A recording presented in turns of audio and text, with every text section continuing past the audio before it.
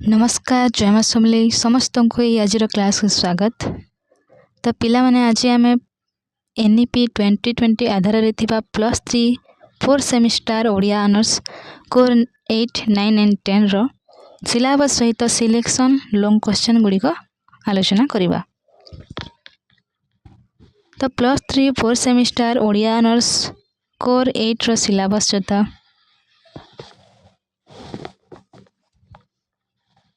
प्रथम एक करी अछि महाजात्रा जहाँ को राधानाथ राय रचना करछंती। प्रथम एक करी ख रे अछि तपस्विनी जहाँ को गंगाधर मेहर रचना करछंती एवं ग रे अछि स्तुति चिंतामणि जहाँ को भीम बही रचना करछंती। एबे हमें देखिबा पिला माने यूनिट 2। तो यूनिट 2 रो क रे अछि विच्छेद जहाँ को मधुसूदन राव रचना करछंती। खरे अछि निमिषक देखा जहाँ को गोदावरी मिश्र रचना करछंती। गरे अछि शेफाली प्रति जहाँ को कुंतला कुमारी सावत रचना करछंती। तृतीय एक करे अछि वीर रानी सुखदेई जहाँ को राधा मोहन गणनायक रचना करछंती।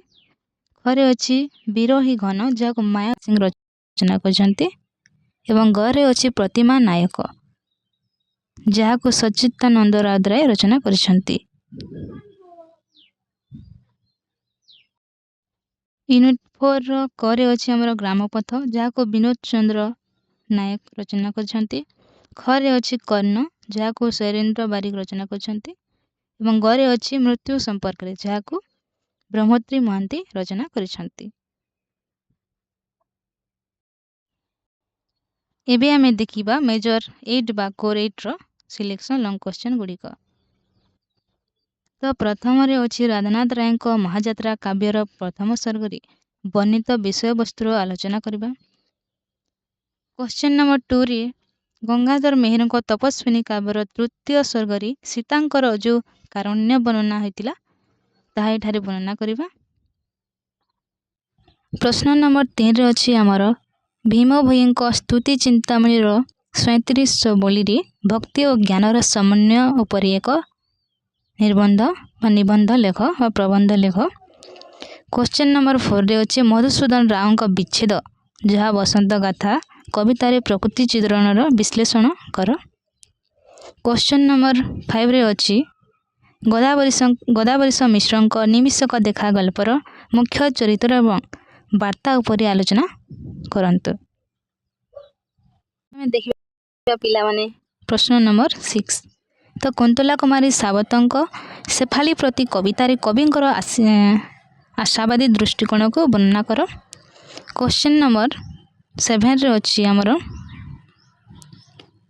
राधा मोहन गणनायक वीर रानी सुखदेई उत्कलिका काव्य रे रानी को वीरत्वर चित्र प्रदान कर।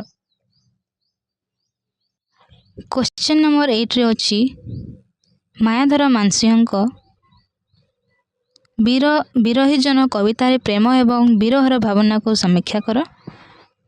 क्वेश्चन नंबर 9 रे अछि सच्चिदानंद राय प्रतिमा नायक कविता रे सामाजिक वास्तवतार चित्रण किपरि करायछि ताहा वर्णना कर।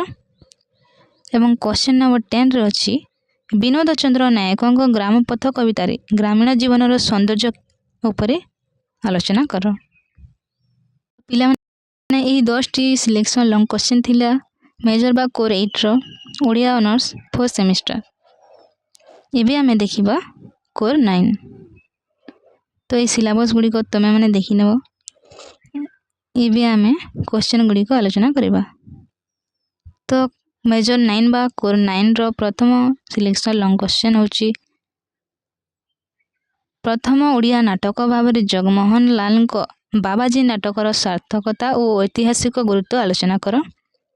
द्वितीय रे अछि हमर एक सफल राजनीतिक व्यंग्यधर्मी नाटक भाव रे गोपाल छोटराय को पर कलमर आभिमुख्य स्पष्ट कर। क्वेश्चन नंबर 3 रे अछि नाटकर मनोरंजन नाट्यकार मनोरंजन दास को सागर मंथन नाटकर परीक्षा मध्यवर्ती और विषय वस्तु संपर्क रे लेख। क्वेश्चन नंबर 4 रे अछि हमर ईश्वर जने युवक ନାଟକରେ କାର୍ତ୍ତିକ ଚନ୍ଦ୍ର ରଥଙ୍କ ସାମାଜିକ ଚେତନା ଓ ଆଧୁନିକ ମୂଲ୍ୟବୋଧ କିପରି ପ୍ରତିଫଳିତ ହୋଇଛି ସେ ବିଷୟରେ ଆଲୋଚନା କର। କ୍ୱେଶ୍ଚିନ୍ ନମ୍ବର 5ରେ ଅଛି ନାଟ୍ୟକାର ନାରାୟଣ ସାହୁଙ୍କ ରାଜରାଣୀ ଉପାଖ୍ୟାନ ନାଟକର ଶୈଳୀ ଓ ନାଟ୍ୟକଲା ସମ୍ପର୍କେ ଆଲୋକପାତ କର। କ୍ୱେଶ୍ଚିନ୍ ନମ୍ବର 6ରେ ଅଛି ଆମର ଏକ ମନସ୍ତାତ୍ତ୍ୱିକ ନାଟକ ଭାବରେ ବିଜୟ ଶତପଥୀଙ୍କ କୋଣାର୍କର ବିଷୟ ପଠନ ପରିପାଟି ବିଷୟରେ ଆଲୋଚନା କର। ଏବେ ଆମେ ଦେଖିବା ପିଲାମାନେ କ୍ୱେଶ୍ଚିନ୍ ନମ୍ବର 7। ତ ପାହାଡ଼ର ଆତ୍ମକଥା ଏକାଙ୍କିକାର ନାଟ୍ୟକାର ସୁରେନ୍ଦ୍ର ମହାନ୍ତିଙ୍କ ଦୃଷ୍ଟିଭଙ୍ଗୀ ଓ ଏହାର ମର୍ମବାଣୀ ସମ୍ପର୍କରେ ଲେଖ ବା ସଂକ୍ଷେପରେ ଲେଖ। କ୍ୱେଶ୍ଚିନ୍ ନମ୍ବର 8ରେ ଅଛି ଅନ୍ୟ ଏକ ଶ୍ରବଣ କୁମାର ଏକାଙ୍କିକାର ଚରିତ୍ର ଚିତ୍ରଣ ଓ ଏହାର ସମସାମୟିକ ସାମାଜିକ ପ୍ରାସଙ୍ଗିକତା ଦର୍ଶାଅ। କ୍ୱେଶ୍ଚିନ୍ ନମ୍ବର ଅଛି ପାଠ୍ୟକ୍ରମରେ ପ୍ରଦତ୍ତ ନାଟକଗୁଡ଼ିକ ଆଧାରରେ ଓଡ଼ିଆ ନାଟକାର ବିବର୍ତ୍ତନ ଧାରା ଇଭଲ୍ୟୁସନ୍ ଅଫ୍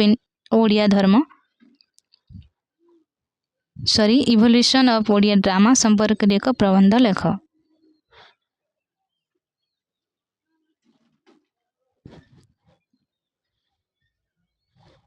କ୍ୱେଶ୍ଚିନ୍ ନମ୍ବର 10ରେ ଅଛି ଆଧୁନିକ ଓଡ଼ିଆ ଏକାଙ୍କିକାର ବିକାଶ ଧାରାରେ ସୁରେନ୍ଦ୍ର ମହାନ୍ତି ଓ ରତ୍ନାକର ଚୈନୀଙ୍କ ଅବଦାନ ଆଲୋଚନା କର। ତ ଏଇ ଥିଲା ପିଲାମାନେ କୋର୍ 9 ବା 8ର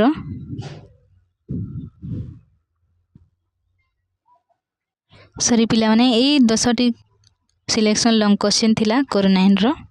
ଏବେ ଆମେ ଦେଖିବା କୋର୍ 10।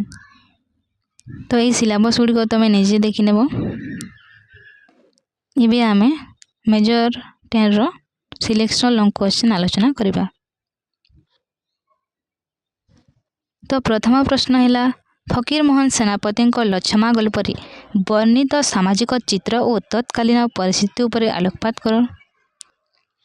ଦ୍ୱିତୀୟରେ ଅଛି କାଳିନ୍ଦୀ ଚରଣ ପାଣିଗ୍ରାହୀଙ୍କ ଆଜିର ମଣିଷ ଉପନ୍ୟାସରେ ମାନବିକ ମୂଲ୍ୟବୋଧର ଅବକ୍ଷୟ କିପରି ପ୍ରତିଫଳିତ ହେଉଛି ଆଲୋଚନା କର। କ୍ୱେଶ୍ଚିନ୍ ନମ୍ବର 3 ହେଲା ଗୋପୀନାଥ ମହାନ୍ତିଙ୍କ ଦାଢ଼ିବର ମୁଖ୍ୟ ଚରିତ୍ର ଏବଂ ତାଙ୍କର ସଂଘର୍ଷ ସମ୍ପର୍କରେ ବିଶ୍ଳେଷଣ କର। କ୍ୱେଶ୍ଚିନ୍ ନମ୍ବର 4 ହେଲା ସୁରେନ୍ଦ୍ର ମହାନ୍ତିଙ୍କ କାଳାନ୍ତର କ୍ଷୁଦ୍ରଗଳ୍ପର ଶୀର୍ଷକର ଯଥାର୍ଥତା ପ୍ରତିପାଦନ କର। ଏବଂ କ୍ୱେଶ୍ଚିନ୍ ନମ୍ବର 5ରେ ଅଛି ଫକୀରମୋହନ ସେନାପତିଙ୍କ ରେବତୀ ଗଳ୍ପକୁ ଓଡ଼ିଆ ସାହିତ୍ୟର ପ୍ରଥମ ଆଧୁନିକ କ୍ଷୁଦ୍ରଗଳ୍ପ କାହିଁକି କୁହାଯାଏ ଉଦାହରଣ ସହିତ ବ୍ୟାଖ୍ୟା କର। ତ ପିଲାମାନେ ଏବେ ଆମେ ଦେଖିବା କ୍ୱେଶ୍ଚିନ୍ ନମ୍ବର 6। ତ କ୍ୱେଶ୍ଚିନ୍ ନମ୍ବର 6ରେ ଅଛି ଭଗବତୀ ଚରଣ ପାଣିଗ୍ରାହୀଙ୍କ ଶିକାର ଗଳ୍ପରେ ସାମନ୍ତବାଦୀ ଶୋଷଣର ଚିତ୍ର କିପରି ପ୍ରକାଶ ପାଇଛି ତାହା ଆଲୋଚନା କର। କ୍ୱେଶ୍ଚିନ୍ ନମ୍ବର ମନୋଜ ଦାସଙ୍କ ସୁନା ମେଳାଳ ଗଳ୍ପ ମାଧ୍ୟମରେ ଲେଖକ କି ବାର୍ତ୍ତା ଦେବାକୁ ଚାହୁଁଛନ୍ତି ତାହା ସ୍ପଷ୍ଟ କରି ବୁଝାଅ। ଏବଂ କ୍ୱେଶ୍ଚିନ୍ ନମ୍ବର 8ରେ ଅଛି ବୀଣାପାଣି ମହାନ୍ତିଙ୍କ ପାଟ ଦେଇ ଗଳ୍ପରେ ନାରୀ ଚରିତ୍ରର ମହତ୍ତ୍ୱ ଏବଂ ସ୍ୱାଭିମାନ ଉପରେ ଏକ ପ୍ରବନ୍ଧ ଲେଖ। ତ ଏଇ 8ଟି କ୍ୱେଶ୍ଚିନ୍ ଥିଲା ସିଲେକ୍ସନ୍ ଲଙ୍ଗ କ୍ୱେଶ୍ଚିନ୍ ଥିଲା ପିଲାମାନେ କୋର୍ 10 ବା ମେଜର ପେପର 10।